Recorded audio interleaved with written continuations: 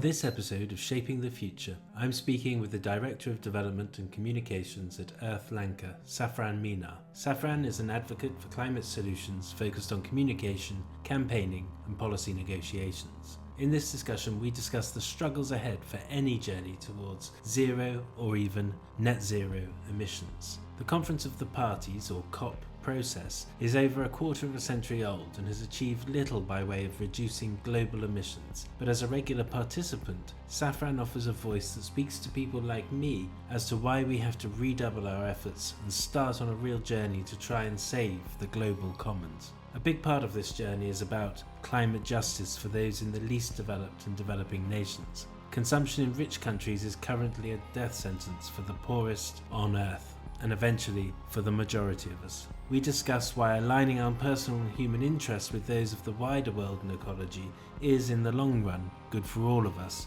Thanks for listening to Shaping the Future. There are many more episodes being produced, so please do subscribe to be a part of the conversation. Saffran, it's great to see you again. I just want to start by getting you to talk a little bit about your sort of background, your key area of expertise, because I always see you at the COPs running around and occasionally we chat and stuff. So can you just start with a little brief overview of what you're always running around doing at the COPs and what you're doing now? Hi, Nick. It's nice to see you. For a very long time. My area of work that you see in COP, it's more technical, I would say, that where I try to input the negotiation process of the conference. At the same time, my area it's also to bring young people and make the young people's voice heard more and more, because I feel myself coming from global south, us from Sri Lanka, it's been very sad that there's less of a representation at a global platform where we're talking about climate action and climate agenda, and then we are affected. For example, if you take my country, we're an island country, and it's a lot of impact of due to climate change. Is so much of impacting the agriculture, the livelihood of people and economy of the people. So much of integrated process that's really impacted. And what I really focus is that on how to holistically approach all of these three problems and to find solutions. And that's very key important when you are in the negotiation. I help a lot of other governments as well to see how the agendas of each, when they were designing the rule book for the Paris Agreement, the most important thing was to have proper rules set to achieve the Paris Agreement. And that's what's happening in COP24. And still there are some unfinished agenda items that has to be finished by COP26. But more or less, it's more on hearing the voices of young people, and then also bringing expertise on system thinking, research, and bring critical data that is most important for the negotiators and also for the whole process of viewing climate change, for them to go in the right direction towards achieving the Paris Agreement. And there's been quite a bit of success in terms of the engagement, especially with the youth movement and focusing on the issue of climate justice with the Global South. The issue is up there. It's one of the main issues now. But now we need the action. And one of the things you've co-authored a new policy study that looks at the next decade. So can you talk a little bit about this report? What's in it? What does it achieve? So one of the things that we really wanted to see, as just to recap of what is global climate action, is that during the development of the Paris Agreement, they were really focused on how to engage non-party stakeholders, because at a process it's more just governments dealing with it. But Paris Agreement cannot be achieved alone. We need support of the non-party stakeholders. That's young people, farmers. There's a lot of local government. For example, they talk about women and gender. So all of these working groups and working organizations involving them. So global climate action agenda under the Paris Agreement creates a pathway for the non-party stakeholders to engage directly with the negotiators. So that's the most key element of the process.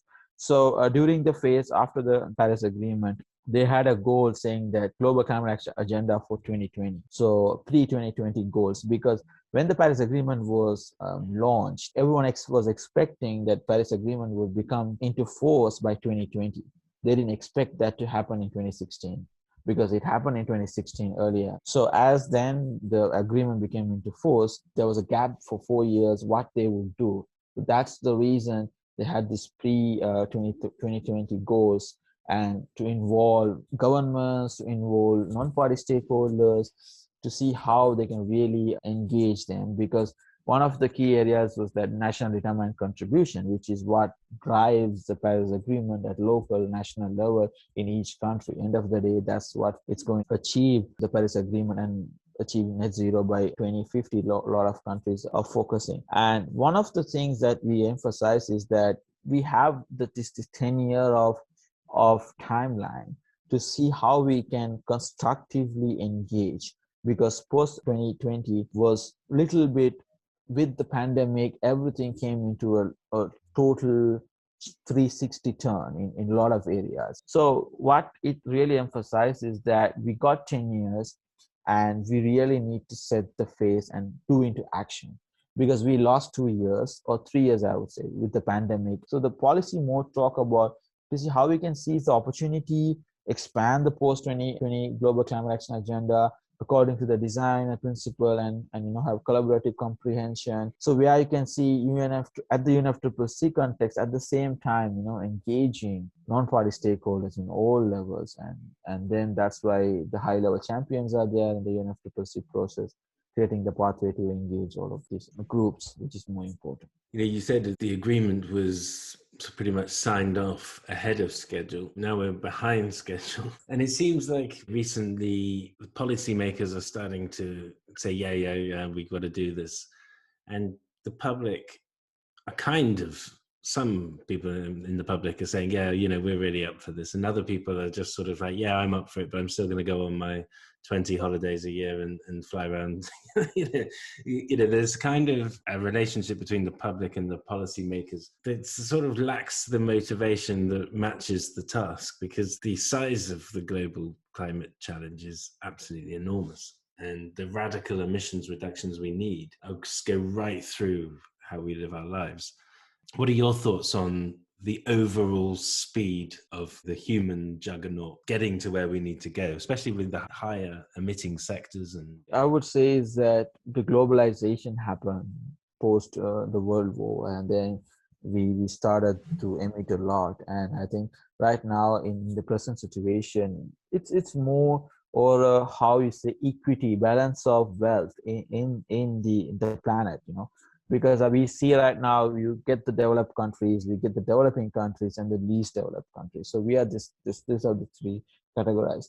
So developed countries have already pumped up the fuel. The whole atmosphere is full of the CO2, and then that's what you can see, the rise of temperature. And right now what we see is that, as myself coming from a developing country, is that you try to push a developing country or at least developed country, hey, look, you need to reduce the emission. But I think so that's where the question comes in. Then that's trickle down to people. End of the day, people drive the nations. People's thoughts are, whether do you really want to have this? I think what I see is that if you take climate action and the whole climate agenda, there's two sectors, I would say: individual action and there's collaborative action. So individual actions, it's like individually what people can take. That has really raised the bar in the past 2-3 years, with the strikers movement, with all the young people making awareness. I think a lot of people really got a broader sense of what is really happening, and they need to take a step. And that percentage is really increasing. Like people talk about climate change is something really was not there 10 years ago. People were not talking. And then we also have social media right now. People are more aware of what's happening. On the other side, I think, again, it comes into, okay, if you want to do the transition, what's the incentives you provide? What is the trade-offs that you provide for the countries and the companies if they want them to swipe into the transition, as you asked?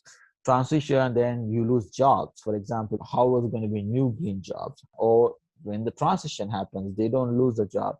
At the same time, we have the workers mainly in all of the sectors have their job secured. That's going to be a big problem when we do the transition towards a climate neutral world. You talked about developed countries. Developed countries are really the source of emissions, especially historical emissions, that got us to where we are problem-wise at the moment.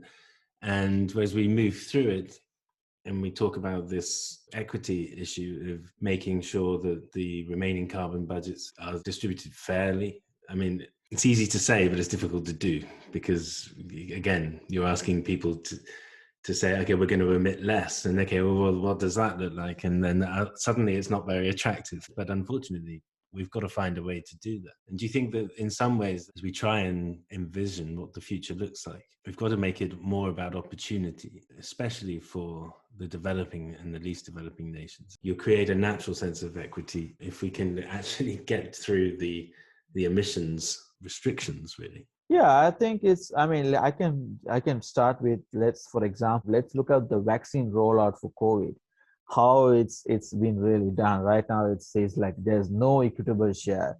There's a lot of least developing countries, a lot of countries, very getting hard to vaccinate. If you look at the developed countries, so most of the developed countries are like, they want to save their people first. That shows that, okay, that's the real face. Sometimes you see, what you couldn't see 20 years ago, 30 years ago, when they were going in industrialization was happening, when they was emitting, all they were focusing on their development, their process, and that gap. I think people have to start realize COVID. I mean, I'm trying to relate to COVID because COVID is a simple example. What could be the repercussions of if we really don't take climate action into the rightful way? Because, for example, the thermophrost is melting, and you can see a lot of diseases are coming out of it, which was like millions and millions of years ago. We haven't even have a cure for it. So that's a simple warning for people to say, hey, look, there's no developing countries, there's no least developed countries or developed countries, working on silos. They have to come together, and the process that that they create within the system has to help these countries really move forward. You at the same time, you can't just say developed countries, hey, you just cut down all your fossil. They can't do it because the economy is depending on that. At the same time, you can't say it for a developing country or least developed country, because I myself wouldn't go to my country and say, hey, you should stop fossil fuel. My country will die because you won't have electricity, people will die. At the end of the day, are you saving the people or the planet? Then it will be the people. I mean, if any institution, if you take, it's going to be they focus on their people, because that's how the institutions run. I think the line between the disparity could come closer if we really think in a positive way that how COVID has impacted and how everyone came together towards finding a solution.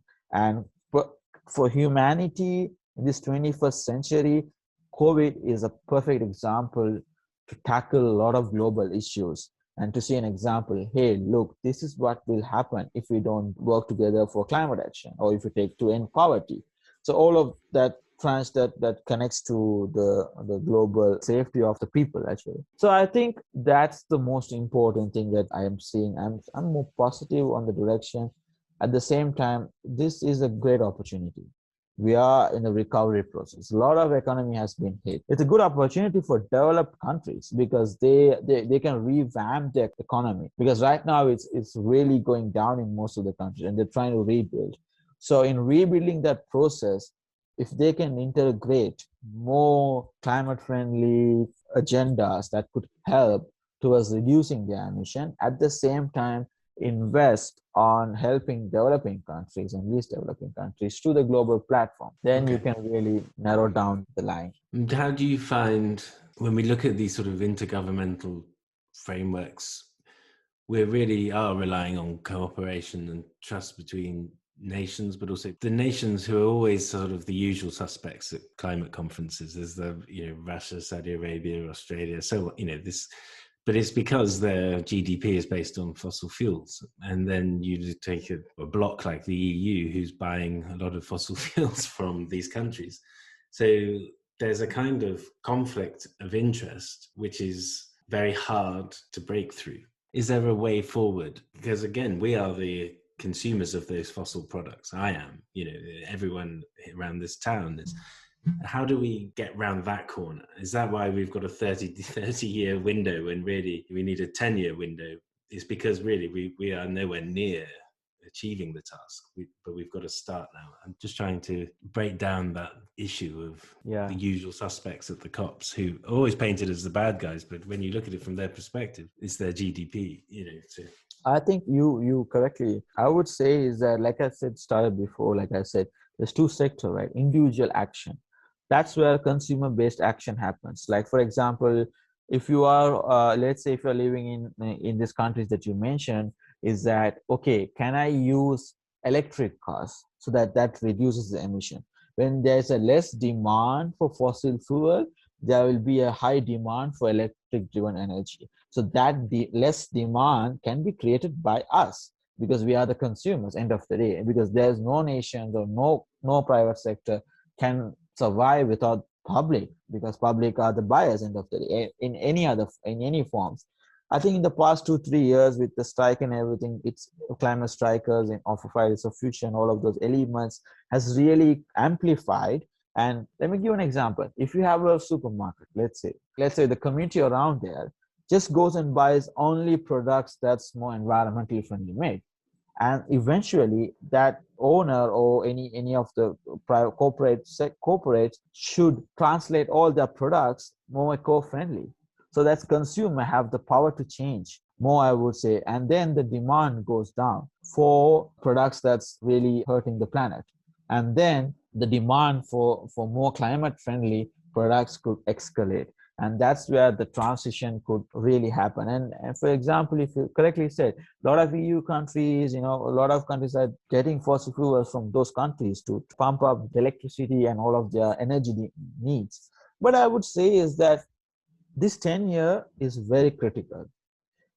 If we can set the bar, and I think public is more aware, I would say 40 to 50% of the world population are really aware of climate crisis right now, and individually could take the action.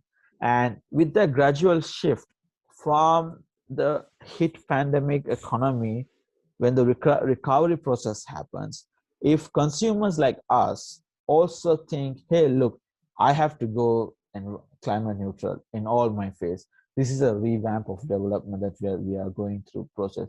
And then that's where I think the transition starts. And the transition is where by 2030, we have to be set, ready, and then the mission goes, because that 20-year framework is where the machine starts working.